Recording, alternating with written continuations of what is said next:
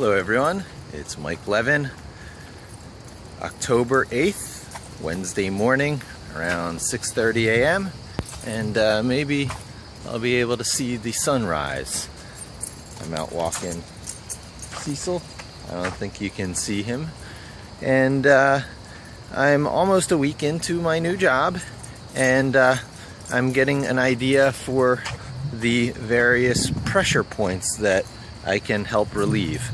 I guess first of all, I'm a director, so one of the things I'm going to be doing is directing, but that's going to be a gradual process because there's, you know, nothing more unwelcome than coming in and being like all highfalutin and highbrow and trying to change everyone's process. And if stuff is working and the clients are happy, there's no reason to kind of make sudden changes. So what I'm going to do is gradually introduce my methodologies as we go, procedures, and I'm going to have some, I guess, principles or tenets of those procedures, which became pretty obvious with keyword builds, which I had to do one on my very first day in.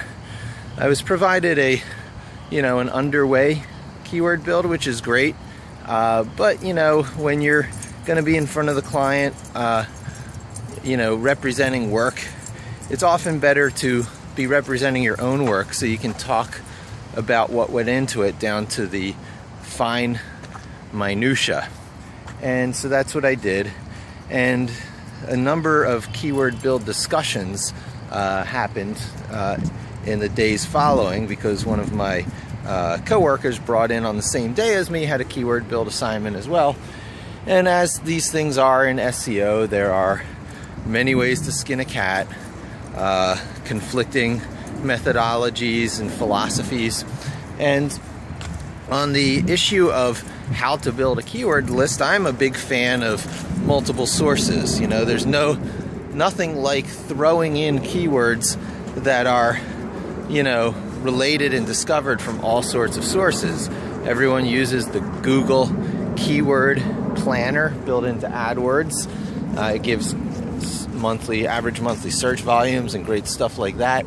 But A, it misses things. B, it's the same exact data that's available to everyone. And C, it is only based on data from Google searches and stuff. So it doesn't necessarily get variations that are purely semantic in nature in the human mind. Things that are related but not searched on by the same people, or that sort of thing. So you can go to a whole variety of different sources for keyword builds, and I encourage doing so. And so the process then becomes one of list merging. How do you merge various lists? And deduping and data preservation if there's data from the original list that you want to survive the merging and dedupe process. So these are going to be some features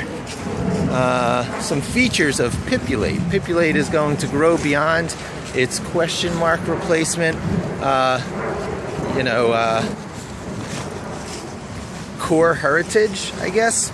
And before I even get to site crawls, because there's so many ways to crawl a site and drop the results into a spreadsheet, like a lot of people are using Screaming Frog these days, I'll actually make the second round of core capabilities of Pipulate into all kinds of list merging and deduping, and there will be a little bit of a user interface build for that, and even kind of a philosophical thing. You'll still be uploading CSVs. You'll have the opportunity to paste data into web forms.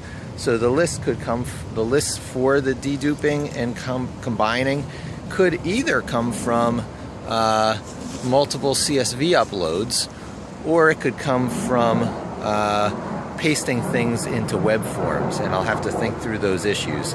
And I'm going to try and maybe even stop into the office, my near home office this morning, to maybe get a tiny little bit of coding in, and maybe start a precedent of doing coding throughout the week, producing a few more of those videos, because waiting till Friday every week is not frequent enough to keep the momentum going, to keep the interest in the videos high enough, or to get to the finish line fast enough. So I might be waking up early like this more and more often, and we'll see. Well, thanks for joining me. Hope to talk to you soon, and don't forget to subscribe.